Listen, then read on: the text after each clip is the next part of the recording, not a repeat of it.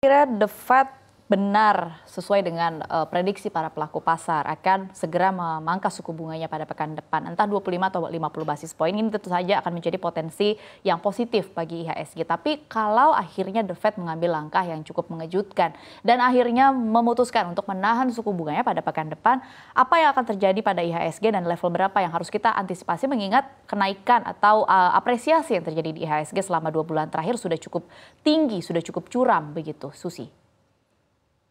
Ya, yang pasti kan ISG sekarang udah all time high-nya ya gitu. Kemarin mencetak level tertinggi di 7.833 pada hari kemarin. Hari ini di level 7.820-an.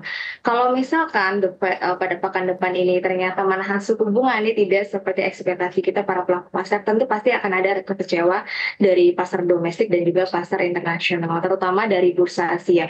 Nah, kalau misalkan memang The Fed pada pekan depan harus menahan suku bunga, pasti ISG dan rupiah akan mengalami gejolak ataupun harus mulai mengalami koreksi dikarenakan juga memang ISG sekarang sudah mencatat level tertingginya ya. Tapi saya masih optimis dan para pelaku pasar juga optimis karena melihat soft landing yang ada di Amerika Serikat, seharusnya The Fed pada pekan depan akan memangkas suku bunga meskipun tidak seperti yang kita harapkan 50 basis point, tapi setidaknya ada pemangkasan di 25 basis point karena mengingat juga ini sudah bulan-bulan akhir ya atau sudah menjelang kuartal 4 2024 yang dimana harusnya The Fed ini sudah mulai memangkas suku bunga karena target pemangkasan suku bunga The Fed itu sekitar 100 basis point. Baik, Susi, lalu bergeser mengenai optimisme para pelaku pasar ya terkait dengan pemangkasan suku bunga tinggi atau segera berakhirnya era suku bunga tinggi. Tadi kita sempat menyinggung sedikit begitu ya, ada saham-saham yang memang pergerakannya ini diproyeksikan gitu ya atau diprediksikan akan menarik begitu. Seperti misalnya saham-saham di sektor teknologi. Pada perdagangan hari ini, Susi kita lihat nilai transaksi memang cukup besar begitu ya. Ada crossing di saham GoTo. Nah, sebetulnya menurut Anda sendiri begitu ya, saham-saham di sektor teknologi atau GoTo begitu seiring adanya ekspektasi pemangkasan suku bunga ini pergerakannya akan seperti apa? Disclaimer on, silakan Susi. Ya, sebenarnya kan omongan The Fed memangkas suku bunga ini kan sudah terjadi seminggu laluan ya, maksudnya sudah mulai ramai dibicarakan sekitar seminggu lalu. Nah, kalau misalkan singkat perhatikan untuk pergerakan saham Gotoh, kemudian Bukalapak, bahkan ada sahamnya DCII hingga sahamnya Lipo Group MLPT, di mana pergerakannya itu sudah tercatat lumayan signifikan di dalam sepekan terakhir ini, dikarenakan ada optimisme para pelaku pasar untuk pemangkasan suku bunga yang biasanya sektor teknologi itu berkaitan erat nih dengan pemangkasan suku bunga. Jadi biasanya tentu akan merespon positif. Jadi nanti ketika pada pekan depan The Fed ini akan memangkas suku bunga, otomatis pergerakannya akan lebih sumringah lagi nih untuk sektor teknologi terutama yang memang memiliki market cap yang cukup besar dan juga memang cukup familiar di para investor. Ya, selain sektor teknologi yang akan langsung berpengaruh terhadap sentimen utama yaitu pemangkasan suku bunga baik The Fed dan nanti harapannya akan diikuti oleh Bank Indonesia adalah pastinya yang pertama sektor perbankan dan yang kedua adalah sektor properti. Bagaimana Anda melihat bahwa momen atau sentimen pemangkasan suku bunga ini akan mendorong harga-harga di saham sektor tersebut mengingat sebenarnya di saat yang sama kita juga menghadapi sentimen dari dalam negeri yaitu melemahnya daya beli masyarakat dan kita tahu bahwa PHK sedang terjadi di berbagai sektor. Ini juga pastinya akan berpengaruh terhadap dua sektor tersebut. Apakah memang sentimen utama yaitu dari The Fed segera memangkas suku bunga cukup kuat untuk mendorong dua sektor utama ini? Silakan Susi.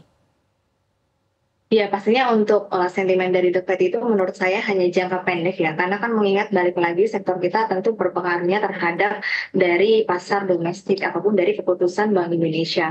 Jadi biasanya untuk keputusan The Fed itu hanya untuk jangka pendeknya saja, tapi kalau untuk jangka panjang, masing-masing sektor tentu kebalik lagi terhadap kebijakan pemerintah Indonesia. Tapi kita juga optimis bahwa mengingat daya beli yang cukup melemah, kemudian kelas menengah bahkan turun hingga 9 juta jiwa dari 2019 ke 2024, ini kan sudah merupakan tanda-tanda banyak yang turun level atau turun kasta dari kelas menengah ke kelas bawah. Yang dikarenakan memang salah satunya adalah sekarang gaya hidup beberapa sebagian masyarakat Indonesia sudah mulai tinggi tapi tidak diimbangi dengan pendapatannya. Sehingga kalau kita perhatikan juga beberapa pabrik-pabrik yang seperti Dina bilang banyak yang tutup, banyak yang PHK. Nah, ini kan otomatis bisa mendorong daya beli makin melemah nih. Jadi mau nggak mau harusnya Bank Indonesia harus mengambil kebijakan untuk memangkas suku bunga, yaitu untuk kembali mendorong booster peningkatan daya beli masyarakat. Karena kalau suku bunga rendah, otomatis kan barang dan jasa juga akan rendah. Kemudian juga tingkat suku bunga di bank itu juga akan rendah. Jadi orang yang ingin meningkatkan ekspansi bisnis, konsumsi, untuk mengajukan kredit, ini bisa meningkat lagi di era suku bunga rendah. Jadi menurut saya, Bank Indonesia pada pekan depan harusnya bisa mengekor The Fed untuk memangkas suku bunga untuk mengembalikan atau memulihkan setidaknya daya beli masyarakat saat ini.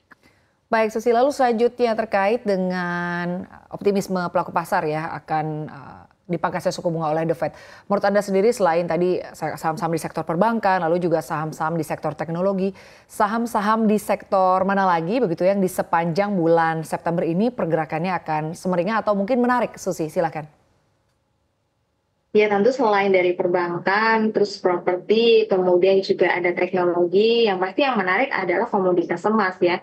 Kita perhatikan emas juga mencetak all time high baru di pasar spot. Kalau kita perhatikan untuk harga emas di pasar global itu sudah dikit lagi mencetak level 2.600 US dollar per troy ounce. Kalau Cinta perhatikan dari kemarin saya perhatikan beberapa saham emas itu sudah melakukan pembalikan arah ya atau reversal. Kemarin ada contohnya itu ada MDKA, kemudian ada BRNS, itu sudah menunjukkan tanda-tanda pemulihan atau pergerakan dari bawah ke atas. Jadi menurut saya harusnya saham-saham emas nantinya juga akan ikut pesta pora selain dari perbankan, kemudian properti dan juga teknologi.